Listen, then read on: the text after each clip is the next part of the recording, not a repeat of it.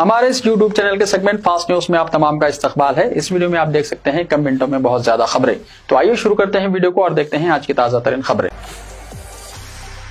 तेलंगाना के Koratla police station का sub inspector रिश्वत लेते हुए पकड़ा गया। तेलंगाना के जगत्याल जिले के कोरटला पुलिस स्टेशन में तैनात सब इंस्पेक्टर शंकर 5,000 रुपए रिश्वत लेते हुए एंटी करप्शन ब्यूरो यानी एसीबी के ओहदेदारों के हाथों गिरफ्तार हो गए। इत्तलात के मुताबिक शंकर कोरटला पुलिस स्टेशन में एसआई के तौर पर खिदमत अंजाम दे रहे थे और उन्होंने खुमारबाजी में मुलविस बंदारी श्रीनिवास से रिश्वत वसूल की थी। जराये के मुताबिक बंदारी श्रीनिवास पर खुमारबाजी का इल्जाम था और वो पुलिस कार्रवाई से बचने के लिए सब इंस्पेक्टर को रिश्वत देने पर मजबूर हुआ। जैसे ही एसीबी को इस मामले की इत्तला मिली, ओहदेदारों ने मंसूबाबंद तरीके से जाल बिछाया और शंकर को रंगे हाथों पकड़ लिया। रिश्वत सतानी के इस वाक़े के बाद पुलिस महकमे में हलचल मच गई और आला ओहदेदारों ने मामले की मुकम्मल तहकीकात का हुक्म दे दिया। एसीबी हुक्काम ने सब इंस्पेक्टर शंकर को हिरासत में लेकर मजीद पूछगछ शुरू कर दी है, जबकि दिगर मुमकिन मुलविस अफराद की निशानदही के लिए तफ्तीश जारी है। हैदराबाद ट्रैफिक पुलिस ने खिलाफवर्जी करने वालों के खिलाफ मुहिम तेज कर दी। हैदराबाद ट्रैफिक पुलिस ने शहर भर में ट्रैफिक कवानीन की खिलाफवर्जी करने वालों के खिलाफ कार्रवाई के लिए खुसूसी मुहिम शुरू की है। ट्रैफिक के एडिशनल डीसीपी रविंदर रेड्डी की क़यादत में इन्फोर्समेंट टीम ने मलकपेट में ट्रैफिक ज़ाब्तों की खिलाफवर्जी करने वालों को निशाना बनाने के लिए एक जबरदस्त मुहिम चलाई। खिलाफवर्जियों में गलत साइड पर गाड़ी चलाना, नंबर प्लेट्स के साथ छेड़छाड़ और गैर मजाज सायरन और मल्टी टोन हॉर्न का इस्तेमाल शामिल है। मीडिया से बात करते हुए डीसीपी ने गलत साइड ड्राइविंग के खिलाफ सख्त इक़दाम की जरूरत पर जोर दिया। उनका कहना था कि इससे न सिर्फ ट्रैफिक कवानीन की खिलाफवर्जी होती है बल्कि दिगर मुसाफिरों के लिए भी एक अहम खतरा होता है। उन्होंने खबरदार किया कि खिलाफवर्जी करने वालों पर जुर्माना आयद किया जाएगा और कानून के मुताबिक मज़ीद कानूनी कार्रवाई की जाएगी। एक गैर मामूली इक़दाम में ट्रैफिक के ज़वाबित की तामील को यकीनी बनाने के लिए ड्राइव के दौरान एम्बुलेंसों को भी चेक किया गया। हैदराबाद ट्रैफिक पुलिस ने शहरियों को अपने ऑफिशियल एक्स यानी साबिक़ा ट्विटर हैंडल के जरिए ट्रैफिक की खिलाफवर्जियों की इत्तला देने की भी तरगीब दी है। इफ्तार के औकात में ट्रैफिक चालानत पर बरहमी, पुलिस सहूलत फराहम करे, पाबंदियां न लगाए। अहमद पाशा खादरी ने कहा, रमज़ानुल मुबारक में असर के बाद और ऐन इफ्तार के औकात में शहर हैदराबाद बिलखुसूस पुराने शहर के बाज़ इलाकों में ट्रैफिक और लॉ एंड ऑर्डर पुलिस की जानिब से चालानत की जनाब सैयद अहमद पाशा खादरी मोतबद उमूमी मजलिस और साबिक़ा रुकन असम्बली ने सख्त मजम्मत की। जनाब अहमद पाशा खादरी ने बताया कि बैरिस्टर असदुद्दीन ओवैसी सदर कुल हिंद मजलिस इत्तेहादुल मुस्लिमीन व रुकन पार्लियामेंट हैदराबाद को भी शहर के कई मुकामात से असर के बाद और इफ्तार के औकात में पुलिस चालानत की कई शिकायत मौसूल हो रही हैं। मोतमद उमूमी मजलिस ने कहा कि बहादुरपुरा चौराहा और ब्रिज के करीब फलकनुमा, संतोष नगर, बड़ा बाजार, याकूतपुरा और दिगर इलाकों से खास तौर पर इफ्तारियों की तैयारियों से पहले भागदौड़ के मौके पर लॉ एंड ऑर्डर और ट्रैफिक पुलिस की जानिब से रोककर हिरासानी और चालानात का सिलसिला जारी रखा गया है। उन्होंने कहा कि गाड़ियों की चेकिंग और दस्तावेज की जांच वगैरह दिगर औकात में भी किए जा सकते हैं। ऐन इफ्तार की भागदौड़ के मौके पर ट्रैफिक को रोकना मुनासिब नहीं है। जनाब अहमद पाशा खादरी ने बताया कि साल 2022 में जबकि वो रुकन असम्बली थे, उस वक्त रमज़ानुल मुबारक के इंतजाम के सिलसिले में मुनक्किदा इजलास में इस मौजू को उन्होंने उठाया था।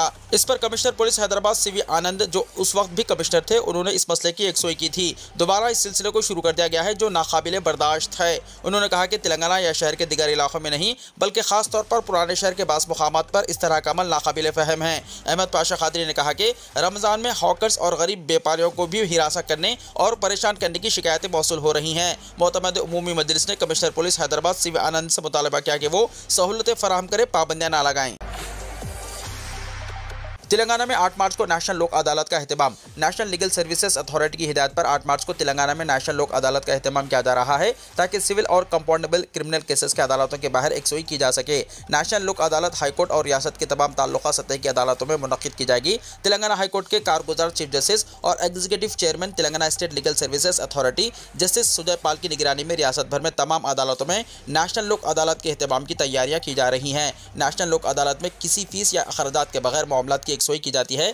पेंडिंग मुकदमात में जमा करदा कोर्ट फीस को लोक अदालत में मामले की यकसुई के बाद वापस किया जाता है। Telangana state legal services authority के मेंबर सेक्रेटरी CH पंजाक्षरी ने आवाम से अपील की है कि वो अपने देरीना मुकदमात की अदलिया के बाहर यकसुई को यकीनी बनाने के लिए लोक अदालत से इस्तेफादा करें। लोक अदालत से इस्तेफादा के ख्वाहिशमंद अफराद जिले लीगल सर्विसेज अथॉरिटी के सदर नशीन या सेक्रेटरी के अलावा डिस्ट्रिक्ट कोर्ट कॉम्प्लेक्स में न्याय सेवा सदन से रब्त कायम कर सकते हैं। अपने करीबी मंडल लीगल सर्विसेज कमेटी से रब्त पैदा किया जा सकता है ताकि मुकदमात को लोक अदालत में पेश किया जा सके।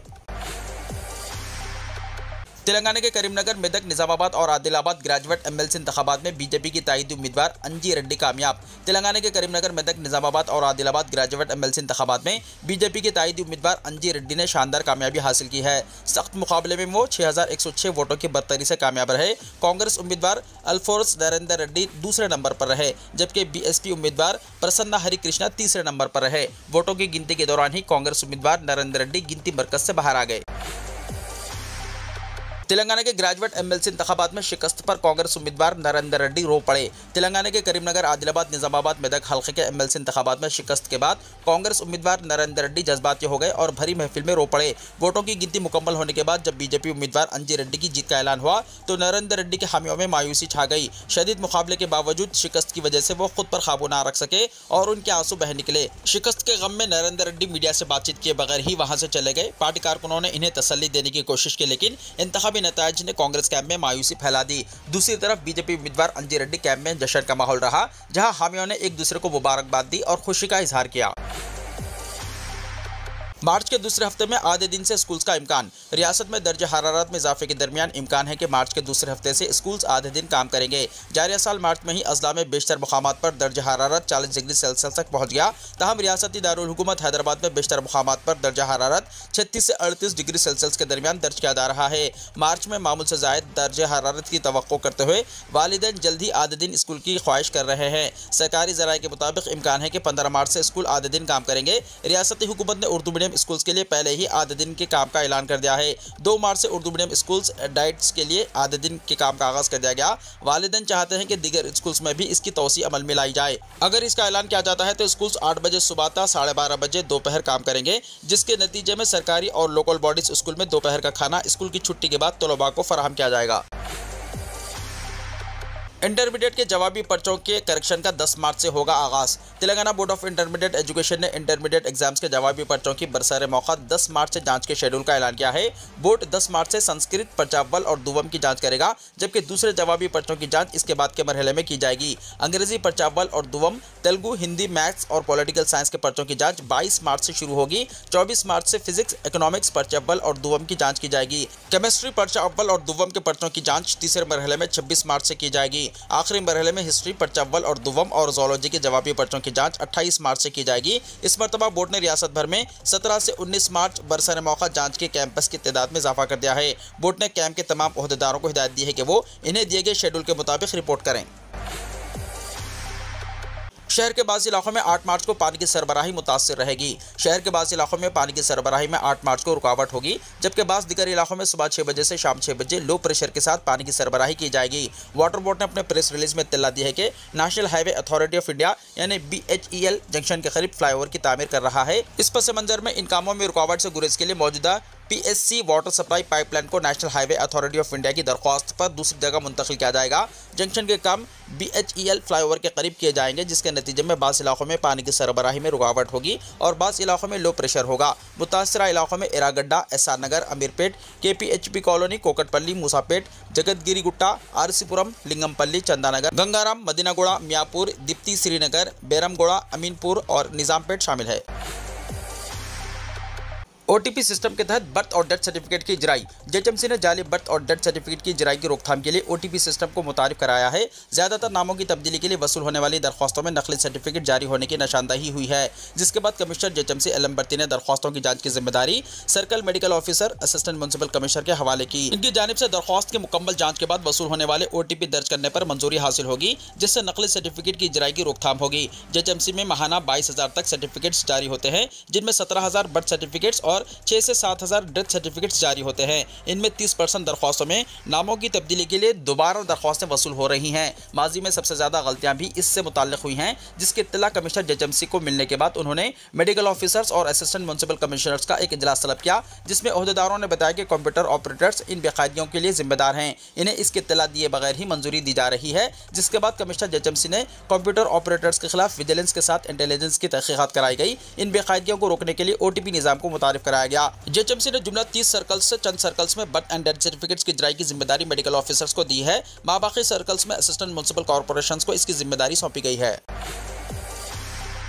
सड़कों और आम मुकामात पर कचरा डालने वालों को ई चालान अदा करना होगा। हैदराबाद में सफाई और शहरियों को ज्यादा जिम्मेदार बनाने के लिए JHMC की जानिब से खुसूसी मुहिम का आगाज किया जा रहा है। स्वच्छ प्रोग्राम पर अमल आवारी के हिस्से के तौर पर सड़कों और आम मुकामात पर कचरा, घरेलू तामीरी मलबा और दीगर अशिया फेंकने के खिलाफ जुर्माना आयद करने का फैसला किया गया है। ट्रैफिक कवायद की खिलाफ वर्जी पर जिस तरह पुलिस की जानिब से ई चालानात रवाना किए जा रहे हैं, इसी तर्ज पर कचरा डालने वालों को भी ई चालान आयद करने के लिए एक खुसूसी ऐप तैयार किया गया है। JHMC के एडिशनल कमिश्नर CM रघु प्रसाद ने बताया कि जारी हफ्ते हफ्ते ऐप के बारे में अमले को तरबियत दी जाएगी, इसके बाद इस पर अमल होगा। उन्होंने कहा कि खवायद की खिलाफ वर्जी पर ऐप खुद ब खुद जुर्माना जनरेट करेगा और UPI के जरिए जुर्माना अदा करना होगा। एडिशनल कमिश्नर ने कहा कि ट्रैफिक पुलिस के तर्ज पर ACPs, DEEs, AOMHS और दीगर ओहदेदार ई चालान जारी करेंगे। उन्होंने कहा कि 3 मार्च तक सड़कों और आम मुकामात पर कचरा डालने वालों के खिलाफ 2,33,000 रुपए के जुर्माने आयद किए गए। तामीरी मिलबा मुंतकिल करने के हिस्से के तौर पर शहर के 30 हलकों में 4 एजेंसियों को जिम्मेदारी सौंपी गई है। इसके अलावा शहर के मुख्तलिफ इलाकों में तामीरी मलबा सड़कों पर छोड़ देने के खिलाफ सख्त कार्रवाई की गई है। 4 महीने के दौरान ऐसे अफराद के खिलाफ जुर्माने आयद करते हुए 54,15,000 रुपए वसूल किए गए। वरंगल पुलिस के नए सूंघने वाले कुत्ते फोर्स में शामिल, कमिश्नर का मुआयना। वरंगल पुलिस कमिश्नर अंबर किशोर झा ने कहा कि मुजरिमों की गिरफ्तारी और तफ्तीश में पुलिस के तरबियत याफ्ता सूंघने वाले कुत्ते K9 यूनिट इंतहाई अहम किरदार अदा करते हैं। वरंगल पुलिस कमिश्नर ने आज नए शामिल किए गए पुलिस डॉग्स का मुआयना किया। 28 तारीख को मोइनाबाद में पुलिस ट्रेनिंग सेंटर में तरबियत मुकम्मल करने वाले 8 महीने के 5 खुसूसी पुलिस डॉग्स को वरंगल कमिश्नर पुलिस के K9 यूनिट नया डॉग स्क्वाड में शामिल किया गया है। डॉग स्क्वाड के हैंडल्स ने पुलिस कमिश्नर को इन कुत्तों की सलाहियतों के बारे में तफसीलात फराहम की। इस मौके पर कमिश्नर ने कहा कि पुलिस फोर्स में पहले भी K9 यूनिट के जरिए कई बड़े धमाकेखेज मवाद की निशानदही करके दहशतगर्दाना कार्रवाइयों को नाकाम बनाया जा चुका है।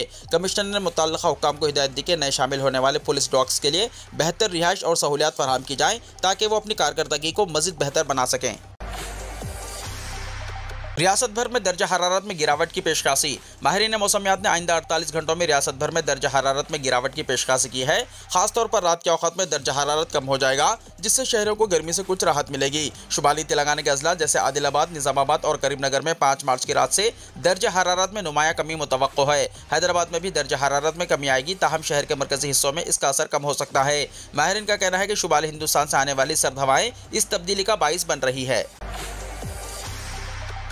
तेलंगाना के रुकन असेंबली को नाजिबा वीडियो कॉल के जरिए ब्लैकमेल करने का वाकया। तेलंगाना में रुकन असेंबली वेमुला वीरेशम को नाजिबा वीडियो कॉल का निशाना बनाया गया है। हाल ही में साइबर मुजरिमों ने तेलंगाना के नलगुंडा जिले से ताल्लुक रखने वाले कांग्रेस MLA वीरेशम को एक नाजिबा वीडियो कॉल के जरिए निशाना बनाया। इत्तलात के मुताबिक मुजरिमों ने MLA को वीडियो कॉल की। बाद उन्होंने ये वीडियो रुकन असेंबली को भेजी और रकम का मुतालबा किया। धमकी दी कि अगर इनकी मांग पूरी ना की गई तो वो ये वीडियो उनके साथियों और पार्टी रहनुमाओं को भेज देंगे।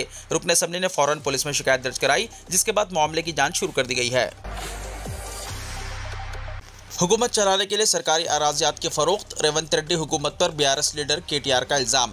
BRS के कारगुजार सदर तारक रामाराव ने कहा कि चीफ मिनिस्टर रेवंत रेड्डी के पास हुकूमत चलाने के लिए सरकारी ज़मीनों को फरोख्त करने के सिवा दूसरा कोई चारा नहीं है।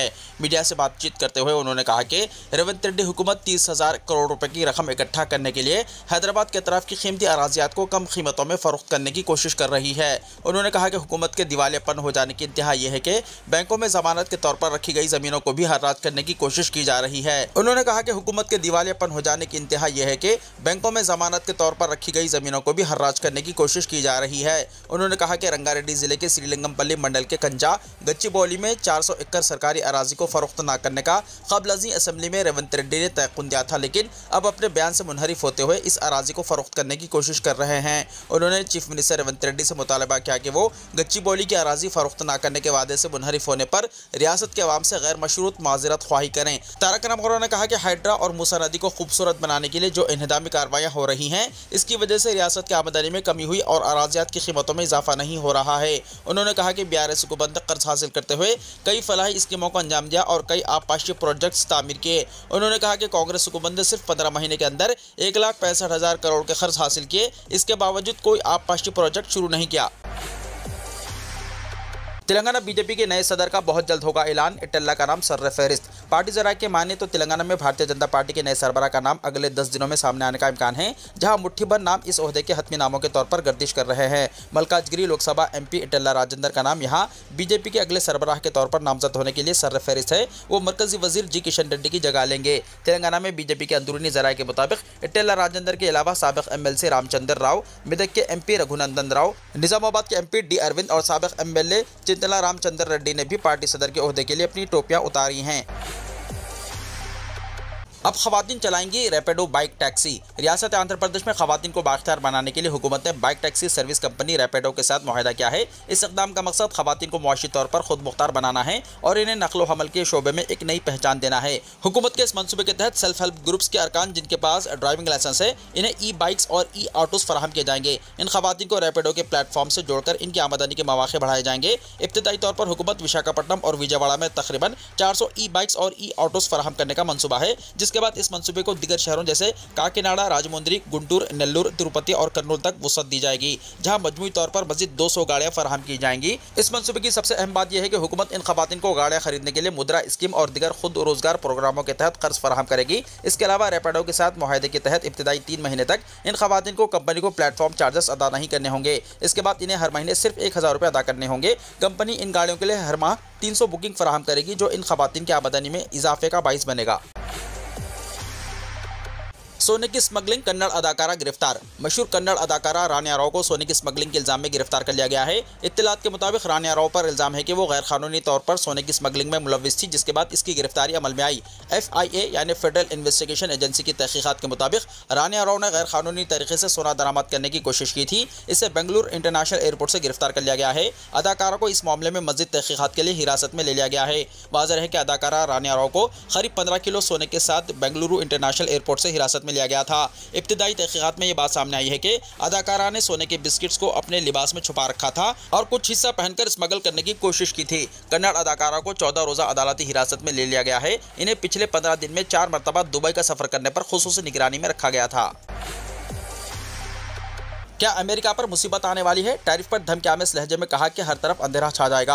अमेरिकी सदर डोनाल्ड ट्रंप की टैरिफ पॉलिसियों ने अब पूरी दुनिया में तिजारती जंग का खदशा बढ़ा दिया है। अब अमेरिका के अपने पड़ोसी ममालिक इसके खिलाफ उठ खड़े हुए हैं। दर हकीकत पीर को अमेरिका ने कहा कि वो मंगल से कनाडा और मैक्सिको पर 25% टैरिफ नाफिज करेगा। जैसे ही अमेरिका ने यह कहा, दोनों ममालिक की तरफ से अमेरिकी सदर डोनाल्ड ट्रंप के खिलाफ शदीद रद्दअमल सामने आया। एक ने तो यहाँ तक कह दिया कि हम अमेरिका के 15 लाख घरों की बिजली काट देंगे। ट्रंप की टैरिफ पॉलिसी पर कनाडा के सूबे ओंटारियो के वज़ीर-ए-आज़म डोग फोर्ट ने कहा कि अगर अमेरिका कनाडा की मईशत के साथ ऐसा करता है तो हम वहां की बिजली काट देंगे। दर हकीकत 3 अमेरिकी रियासतों मिनेसोटा, मिशिगन और न्यूयॉर्क में तकरीबन 15 लाख घरों को कनाडा के सूबे ओंटारियो से बिजली मिलती है। ऐसे में अगर कनाडा ट्रंप की टैरिफ पॉलिसी के जवाब में इन घरों को बिजली की सप्लाई बंद कर देता है तो अमेरिका की रियासतें अंधेरे में डूब जाएंगी। डॉग फोर्ट ने अपने बयान में कहा कि हम अमेरिका की तवानाई की सप्लाई रोक सकते हैं। कनाडा अपने मुआशी नुकसानात को रोकने के लिए हर ऑप्शन पर गौर करेगा। डॉग ने कहा कि ट्रंप के फैसले से कैनेडियन अवाम को नुकसान पहुंचेगा, लेकिन इसका ये मतलब नहीं कि इससे अमेरिका पर कोई असर नहीं पड़ेगा। उन्होंने कहा कि इससे अमेरिकी अवाम भी मुतासिर होंगे और ये बदकिस्मती होगी।